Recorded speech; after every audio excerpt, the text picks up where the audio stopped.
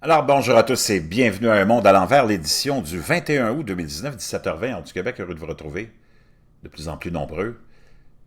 Chers amis, on est confronté à toutes sortes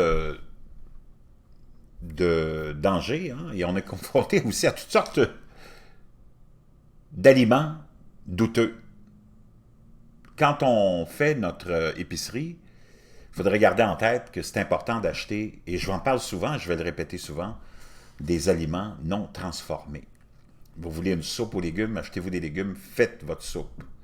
Vous voulez de la saucisse, ben, je sais que ça a l'air compliqué, mais vous avez deux choix, ou trois. Vous pouvez l'acheter, tout préparé, puis on va aller voir que dans ces cas-là, on se retrouve souvent avec des surprises. Vous pouvez la faire vous-même, c'est un peu complexe au début, mais vous allez vous y faire. Vous allez savoir ce qu'il y a dans votre saucisse. Ça va vous coûter moins cher. Ça va être bien meilleur aussi au goût et pour la santé. Ou vous pouvez tout simplement vous en passer puis vous en mourrez pas. Vous allez survivre. Vous n'êtes pas obligé de manger de la saucisse. Surtout ces produits où on se retrouve avec des viandes hachées qui sont insérées dans des intestins ou des tubes synthétiques ou des intestins naturels. On se retrouve avec, naturellement, jamais la meilleure partie de la viande. J'espère que vous êtes conscient de ça. On se retrouve souvent avec des gens sans scrupules aussi, qui vont vous passer n'importe quoi. Et j'inclus même les artisans là-dedans, les petits bouchers qui nous vendent des saucisses, souvent plus chères en prétendant qu'ils sont artisans. Et peut-être avec une substance encore plus douteuse. Donc, vraiment, la première est à éviter. Si vous voulez manger de la saucisse, moi je vous suggère de la faire vous-même. Mon beau-père l'a fait.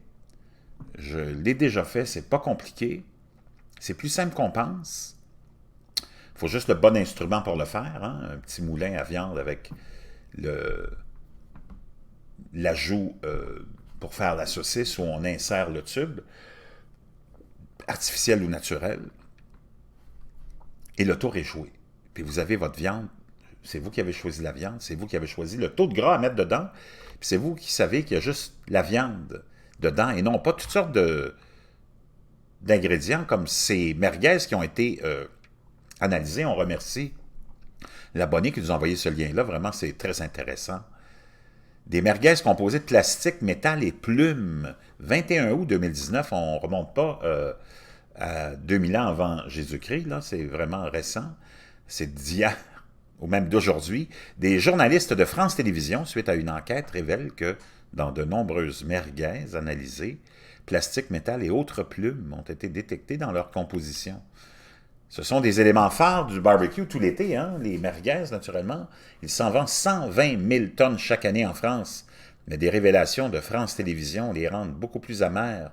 En effet, une enquête menée par des journalistes de la chaîne a démontré la présence de plastique, de métal et de plumes dans leur composition.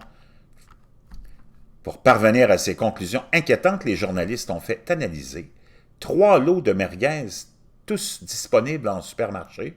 Un premier à 6 € le kilo, un deuxième à 9 € le kilo et un troisième fait par un boucher à 12 € le kilo. Conclusion, le lot de premier prix est non conforme puisque des découvertes peu ragoûtantes ont été faites, de la levure et un exhausteur de goût sont présents.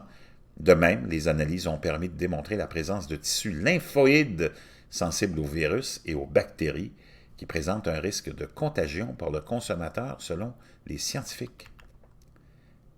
Et ce n'est pas franchement une nouveauté pour les spécialistes. De nombreuses révélations ont été faites ces dernières années. Les merguez sont donc très surveillées par la répression des fraudes. Pourtant, un rappel n'a jamais été effectué.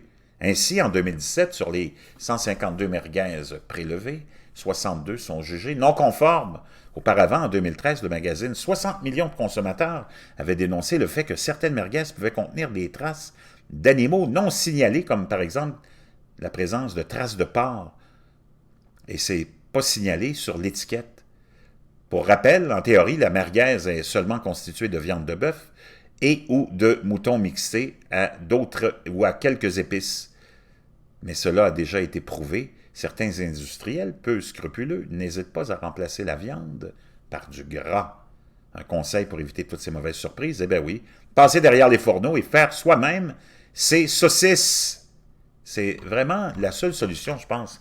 Parce qu'on ne veut pas se priver de ce petit plaisir, hein, qui est quand même, je vous avouerai, très répandu de manger de la saucisse dans toutes les communautés, dans toutes les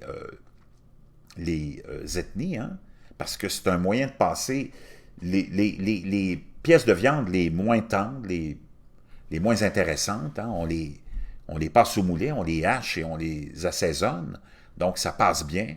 Des fois, on peut rajouter un peu de gras pour allonger, si vous voulez, la quantité de viande, et c'est dans toutes les, vraiment presque toutes les ethnies ont une saucisse quelconque, hein, parce que c'est vraiment pratique. Mais il faut vraiment faire attention, puis moi je vous le conseille, acheter le moins possible, et si c'est possible, aucune transformation, aucune viande transformée, aucun plat pré-cuisiné, aucun aliment transformé.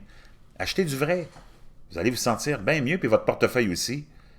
Puis toute la famille va être heureuse. Je vous reviens.